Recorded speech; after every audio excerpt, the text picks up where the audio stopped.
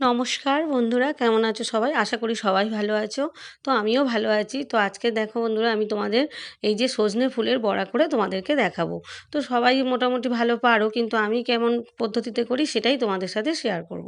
তো দেখো, ফুলগুলো প্রথমে আমি ভালো করে বেছে নিয়েছি, পরিষ্কার করে বেছে নিয়ে তারপরে এই ফুলগুলোকে আমি 3 থেকে 4 বার জল পাল্টে পাল্টে আমি এটাকে ধুয়ে নেব। তো পরিষ্কার করে ধুয়ে নিয়ে তারপরে আমি এর মধ্যে কি কি মাখাবো সেটা তোমরা দেখো বন্ধুরা।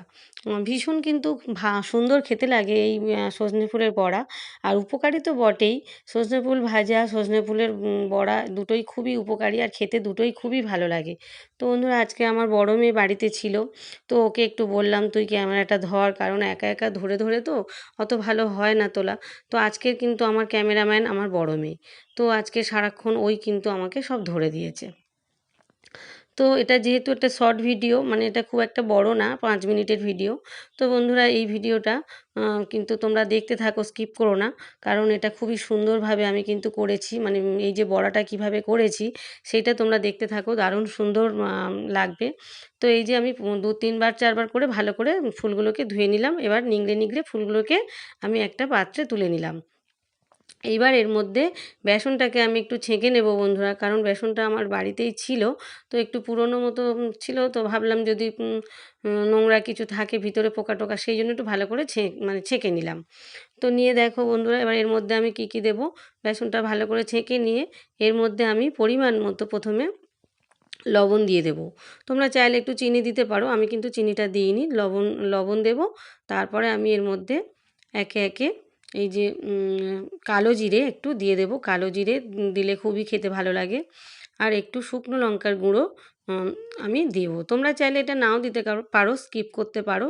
তোমরা কাঁচা লঙ্কা কুচি দিতে পারো। তো আমি কাঁচা লঙ্কা কুচিও একটু দিয়েছি, পেঁয়াজ কুচি একটু দিয়েছি।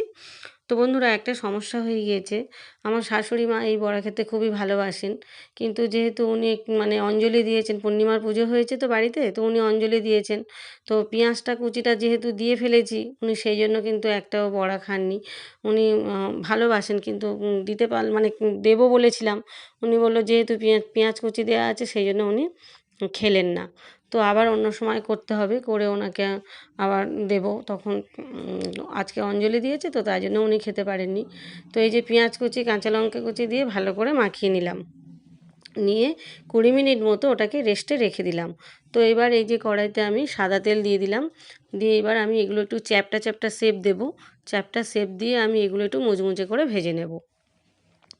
তো এই বড়াটা বন্ধুরা ভীষণ তো খেতে তো ভালোই হয়। তো তোমরা এই পদ্ধতিতে করে দেখতে পারো, খুবই সুন্দর হয়, মুচমুচে হয়। এর মধ্যে কিন্তু আমি কোনো বেকিং সোডা বা খাবার সোডা কিছুই কিন্তু দিইনি। তো এমনিই কিন্তু ফুলে ফুলে উঠেছে। আর দেখো, এই যে চ্যাপটা চ্যাপটা শেপ দিয়ে করেছি, কি সুন্দর দেখতে লাগছে দেখো, বেশ লাল লাল করেই কিন্তু ভেজে নিয়েছি। আর ওভেনটাকে কিন্তু মিডিয়াম টু লো ফ্লেমে রাখতে হবে, কারণ হচ্ছে ভিতরটা যেহেতু ওপরটা হয়তো খুব মুচমুচে হয়ে যাবে, ভেতরটা কিন্তু কাঁচা থেকে যায়। তো সেই জন্য এটা মিডিয়াম টু লো ফ্লেমে রাখলে এই জিনিসটা, মানে এই যে বড়াটা খুব সুন্দর একদম মুচমুচে হয়ে যাবে, আর ভেতরটাও খুব সুন্দর সেদ্ধ হয়ে যাবে। তো দেখো বন্ধুরা, আমি এই যে 5টা 6টা করে দিচ্ছি, দিয়ে তারপরে আমি বেশ এপিট ওপিট করে খুব সুন্দর করে আমি মুচমুচে করে ভেজে নেব। তো গরম গরম যেই ভেজেছি, তখন আমার 2 মেয়েকে দিলাম দুটো করে, আমার দেওরকে দিলাম, আমার বরকে দিলাম। আর আমার হচ্ছে জা আর আমার শাশুড়ি, এরা হচ্ছে খেতে পারেনি, কারণ দুজনেই অঞ্জলি দিয়েছে। ওই জন্য পেঁয়াজ দেওয়া ছিল বলে ওরা ওরা খেতে চাইলো না। তো সেই জন্য আমি বললাম ঠিক আছে, অন্য কোনো সময় আবার যখন যখন পুজো টুজো থাকবে না, তখন হচ্ছে করে দেব।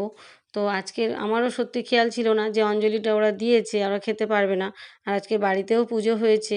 আর আমার মেয়ে বলল, মা পেঁয়াজ ছাড়া কিন্তু এই বড়া ভালো লাগবে না। তো পেঁয়াজটা না দিলে ওরা খেত। তো এই যে পেঁয়াজটা দিয়ে ভেজেছি। তো ঠিক আছে, পেঁয়াজটা দিয়ে এমনি খেতে খুবই সুন্দর হয়েছে। তো এই যে বড়াগুলো সব ভাজা হয়ে গেল। তো দেখো বন্ধু, সব ভাজা এখনও পুরোপুরি কমপ্লিট হয়নি, এখনও অনেকগুলো রয়েছে। তো আমি এইবার হচ্ছে এই যে তেলের মধ্যে এক এক করে এবার ওই 6টা 7টা করে দিয়ে দিয়ে আমি ভেজে নিচ্ছি। তো একটু লাল লাল করেই ভাজছি। আর ওই ওভেনটাকে একটু মিডিয়াম ফ্লেমে দিয়ে এই যে ভেজে নিচ্ছি। তো এই বড়া এমনি মুড়ি দিয়ে খেতেও ভীষণ সুন্দর খেতে লাগে। আর এমনি আমরা আজকে ডাল দিয়ে খেয়েছি, ডাল দিয়ে ভাত খাওয়ার সময় এই বড়া দিয়ে খেয়েছি। আর এমনি তোমরা সন্ধেবেলা মুড়ি দিয়েও খাওয়ার জন্য এটা করে মানে ভেজে নিতে পারো, খুবই সুন্দর খেতে লাগে। তো আমাদের বাড়ির পিছনে একটা এই মানে সজনে ফুল গাছ আছে, মানে সেখানেই থেকেই মানে সজনে ফুল কুড়িয়ে তারপরে এগুলো করা হয়। তো বাড়ির পিছনে গাছটা আছে বলেই আমরা এত খেতে পারি, কিন্তু কিনে খাওয়া তো সবসময় সম্ভব নয়, এত বাড়ির গাছ রয়েছে বলেই এত আমরা এই প্রায় দিন আমরা সজনে ফুল ভাজা বড়া এগুলো করে খেতে পাচ্ছি। তো বাড়ির গাছ থাকলে যতটা আর কি সুবিধা হয় আর কি। তো বন্ধুরা দেখো, এই যে আমার বড়াগুলো সব ভাজা হয়ে গিয়েছে, আর দেখতে কেমন হয়েছে দেখো, পুরো মুচমুচে, আর ভিতরটাও খুব সুন্দর নরম হয়েছে। তো এই যে দেখো কমপ্লিট হয়ে গিয়েছে আমার সমস্ত রকম এই যে সজনে ফুলের ভাজা সবগুলোই আমার কমপ্লিট হয়ে গিয়েছে। তো বন্ধুরা সবাই ভালো থেকো, সুস্থ থেকো, সাবধানে থেকো। তো টাটা।